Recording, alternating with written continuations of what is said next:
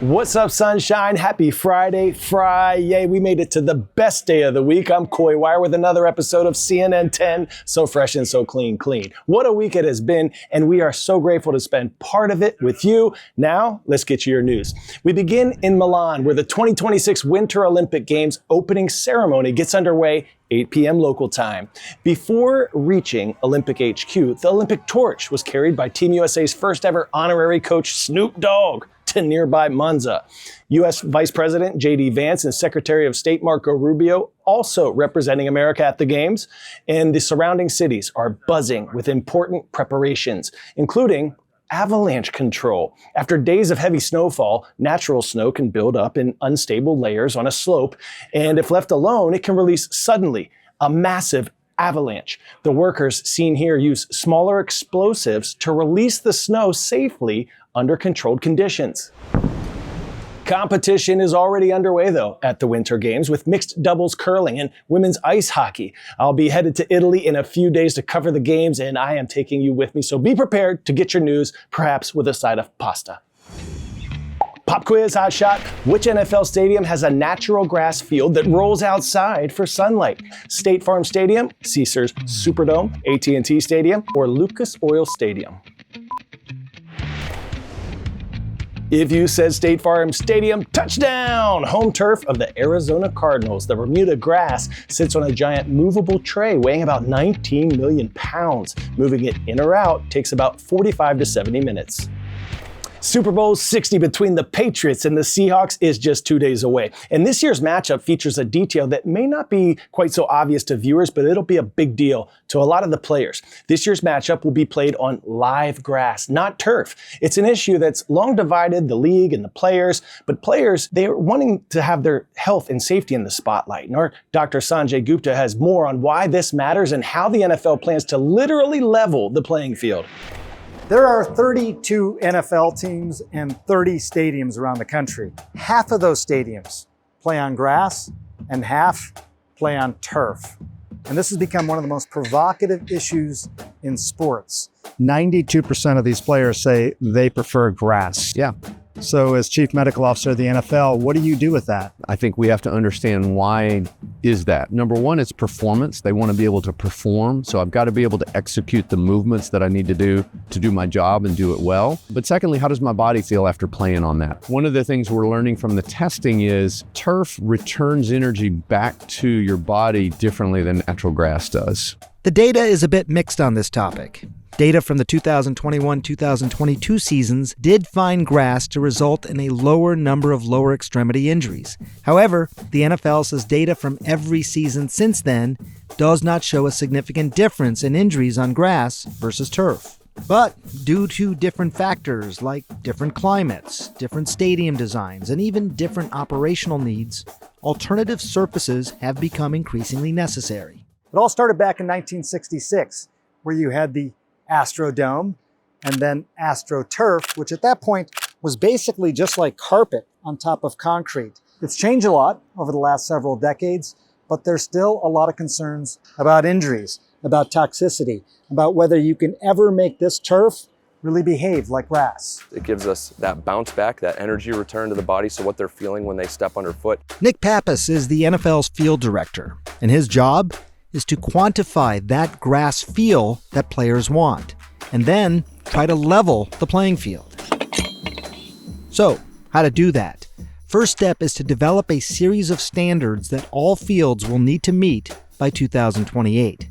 And part of that testing is for things like surface hardness, player impact, and overall traction. We've added 2 studs, like a cleat on the bottom. It's about twice the weight. Falls from the same height, but ultimately gives us a representation that is much like the athlete. We can test all of our stadiums with these devices and actually quantify the amount of traction available at any given time. Rotational traction, so twisting of the cleat, and translational traction, so a sliding of the cleat. Essentially putting a cleat into the ground and testing rotation and movement. And these tests are applied at 60 individual points all over the field. While no two fields will ever be exactly the same, the hope is they might at least start to feel that way to the players. Do you think that we're going to get to that point where you look at 30 NFL stadiums and they basically all have a uniform surface? I do. In the last 10 years, we've seen helmets change dramatically, and that's really improved their safety. I think you're about to see the same thing happen in the surface industry.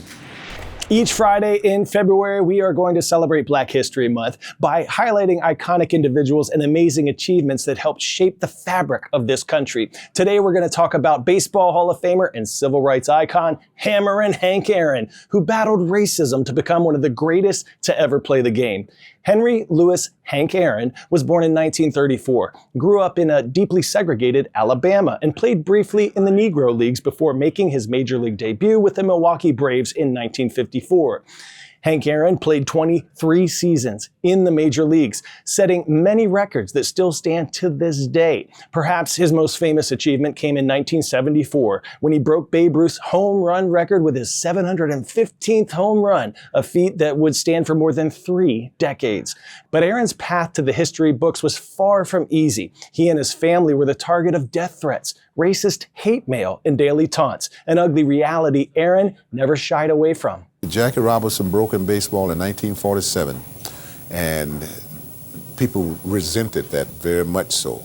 And then along came Henry Aaron, a black player, to break one of the most charitable records in all of sports. Well, people wasn't ready to accept that. So, the time was not ready.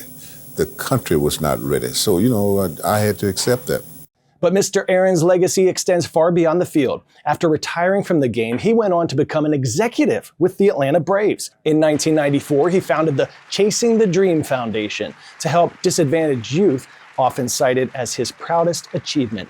Aaron remained a steadfast civil rights advocate until his death in 2021 and never stopped trying to encourage the next generation to break barriers. The message that I have for youngsters that is chasing their dream is that never give up. In spite of anything, just always remember that, that you're going to have roads, you're going to have roadblocks, but the most important thing is to keep striving and keep pulling. And this week, the Braves are honoring the Hammer by unveiling a series of Hank Aaron diamonds at public high schools all throughout Atlanta as part of an investment into baseball and softball programs throughout the city that meant so much to him.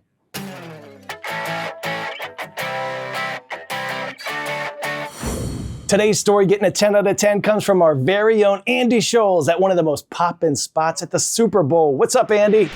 What's up, Coy? We're here at the famous Radio Row where thousands of media members from all around the world come to do their shows, create content, and interview all of the athletes and celebrities that get paraded through.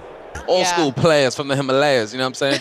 It's loud, it's crowded, and this year there's one woman who will be making history in the Super Bowl on Sunday. Meet Brenna Rogers, a broadcast engineer for the Bump and Stacy show on Seattle Sports 710. I can see a few little jitter spots, but nothing crazy. I mix their mics, I EQ them, I add dynamics, I put some compression and limiting on them. Brenna controls the volume, balance, and clarity of both the commentators and the loud crowd to make sure the game sounds perfect for listeners. Now, this Sunday, Rogers will become the first woman to engineer a Super Bowl radio play-by-play broadcast. Now, there have been challenges along the way, but that didn't stop Rogers. It's a really hard field to get into for women, and add on top of that the STEM aspect, and it's even harder. And so it's like, I got my foot in the door, now I'm gonna hold the door open for everyone behind me. Because at the Super Bowl, history isn't just made on the field, sometimes it's made by those behind the scenes, helping us enjoy the moment. And Coy, before I send it back to you, I want to give a big shout out to the Hopewell Middle School Mustangs in Milton, Georgia. All right, superstars, we have 2 shout outs to kick off this Super Bowl weekend. The first one goes to Coach Garlett at Jackson Middle School in Albuquerque, New Mexico. Rise up. And look at this.